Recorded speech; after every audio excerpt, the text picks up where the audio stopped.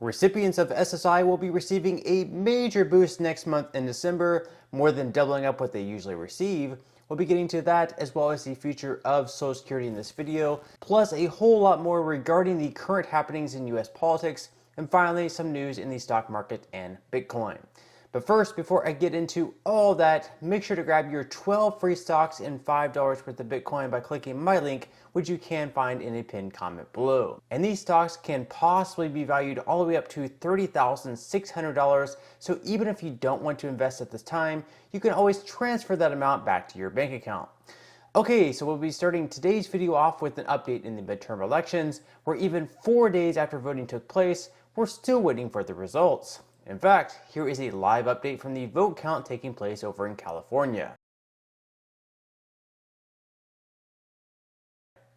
As things currently stand, Republicans are projected to hold 220 seats in the 2023 Congress, which would give them a 5-seat majority. And even though this would only have Republicans picking up 7 seats in this year's midterm election, a drastic underachievement when compared to the 25 to 40 they were projected to gain, they would still be taking back the majority and kicking House Speaker Nancy Pelosi to the curb. President Joe Biden, obviously pleased with his party's outperformance in this year's election, tweeted, "I want to thank the young people of this nation who voted in historic numbers, again, just as you did 2 years ago. You voted to continue addressing the climate crisis, gun violence, your personal rights and freedoms, and student debt relief. Thank you for making your voices heard." In what turned out to be an awkward situation of student loan relief being overturned just after the elections, many Democrat voters took to Twitter to vent. One user tweeted, "Fascinating, motivated under 30s to come out and vote, and in the end, Biden got what he wanted, and they got played for fools." Understandably, I would be a bit turned off as well, although I also remember a time not long ago when $2,000 stimulus checks were promised if a couple of senators were voted in to give Democrats a Senate majority, but when all was said and done, only $1,400 checks were sent out. Of course, the Democratic Party isn't the only one in a mess right now after losing the majority in at least the House. The Republicans are also now fighting, pointing fingers at who's to blame for their underachievement. Republican Senator Marco Rubio is calling on a change of leadership in the Senate, saying that perhaps Mitch McConnell just isn't the man for the job. Then over in the House, they also believe that current minority leader and would soon to be Majority Leader Kevin McCarthy should also be removed from leadership as well. Then we have a wildly unpredictable Donald Trump taking shots at some of the most popular Republican governors in the country, Ron DeSantis and Glenn Youngkin. Trump has given Ron DeSantis a new nickname of Ron DeSantimonious, and he also claimed that he made DeSantis' political career when he endorsed the then congressman for governor back in 2018. Trump said that when he came to him, DeSantis was politically dead, losing in a landslide, and that he had low approval, bad polls, and no money.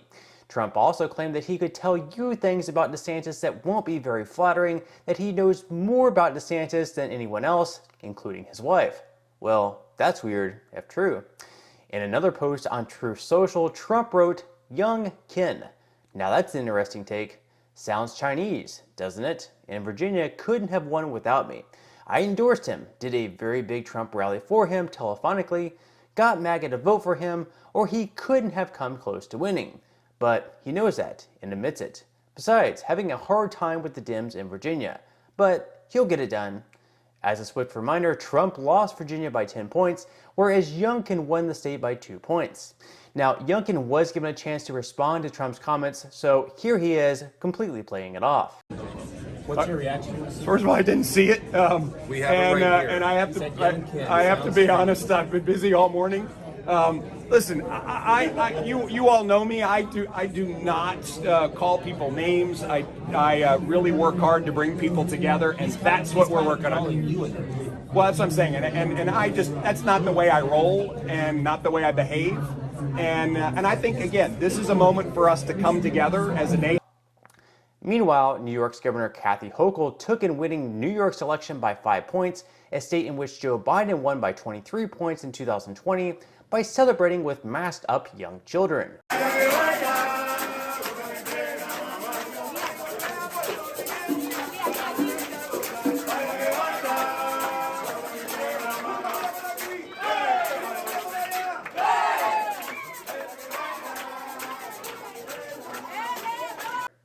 Now, where we go from here with the new Congress should be pretty interesting. For months, Republicans led by Rick Scott and Ron Johnson have said that we need to have a more responsible budget and we can't keep all these entitlement programs we currently have. One of these so-called entitlement programs just so happens to be Social Security, which is also one of the more popular programs among all Americans. This includes both Republicans and Democrats, so the very threat that this program could potentially end would not create too many happy campers. So here is former President Barack Obama saying that Republicans are going to gut Social Security and Medicare. Republicans, they talk about it a lot, but what's their answer exactly? What is their economic policy? No, they've got one. They want to gut Social Security and Medicare and then give their wealthy friends and big corporations more tax cuts. Now, Republicans have been quick to defend themselves, saying they don't actually want to kill the program, but rather just make it more sustainable. I don't know one Republican that would cut Social Security and Medicare. I mean, it's completely the gaslighting of fear-mongering that they've somehow tried to impose on Republicans. I mean, there's no Republican that is talking about cutting Social Security. Republicans are also making the case that in order to keep Social Security around for the long haul, we may need to raise the full retirement age up to 70, along with perhaps some of the wealthier Americans receiving less in benefits. Every single year, our country is going deeper and deeper in debt, and over the last 20 years, it hasn't mattered who has been in power, whether it's a Republican or a Democrat, we've continued to spend more than what we've taken in. And according to US Debt Clock, we're currently $31 trillion in debt. So this is pretty much what Lindsey Graham is saying. Most of these entitlement programs are currently consuming a good bit of our budget, which is why he believes that we need some type of reform. Entitlements are going to consume the budget. Right now, we're at 2050, we're going to have 185% of debt to GDP. Medicare and Social Security and other entitlement programs are worth saving are going to consume the debt. We're down to a small fraction of the federal pie to run the discretionary part of government. So entitlement reform is a must for us to not become Greece.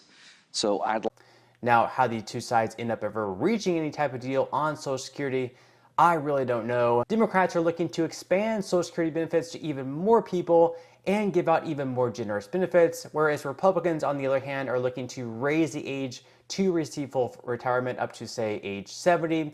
So both sides have a completely different way of looking at things. With the plan by Democrats, we would obviously be in even more debt as a country, but in the Republican plan, Americans would have to wait even longer to receive their full benefits. So perhaps, in the end, the two sides might be able to find a good middle point. Now, next month, recipients of SSI benefits will be receiving more than double the payments that they usually receive, as they'll receive a deposit on both December 1st as well as December 30th. Although the payment on December 1st will come in the usual amount that you've been receiving all this year, the payment on December 30th will be coming in at around 8.7% higher, thanks to the 2023 cost of living adjustment. Of course, this also means that recipients of SSI won't be receiving any payments for the month of January of 2023. Rather, they'll be getting it a few days earlier because the 1st of January happens to fall on a Sunday. These payments do not go out on holidays, and they also do not go out on weekends. If that payment falls on a weekend or a holiday, and ends up going out on the prior Friday. So that's the case here. That's why they're going to be receiving two payments in December.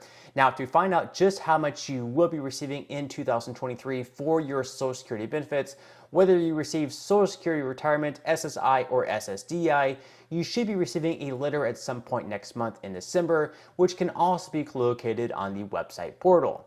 Now, in some money news, one day removed from a huge jump in the market after better than expected numbers on inflation, stocks saw another pretty good jump on Friday with the S&P 500 climbing up by 0.92%. The Dow Jones was also in the green, barely by 0.09%, and the Nasdaq continued its rally up big by 1.88%. Bitcoin, on the other hand, continued its struggles on Friday, falling by another 2.83% over the last day, and is currently sitting in the high 16,000s.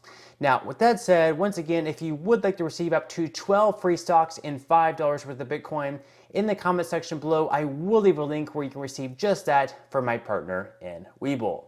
And even if you don't feel like investing at this time for whatever reason, once you receive the free stocks, what you can always do is just sell them for what they're worth and then transfer that money right back to your bank account. So in total, you should be receiving a value of at least $50 or more. Some people have actually received over $3,000 in the past. So really, you can think of this as just some free extra money with just a few minutes of work. But on that note, I'm going to go ahead and wrap up this video. If you enjoyed the content in today's video and you would like to see more like it, make sure to give this video a like, subscribe to my channel, and also ring the notification bell. That way you will be the very first to be notified when I do release future videos. And until next time, I hope you have a wonderful rest of your day, and I'll see you in the next video.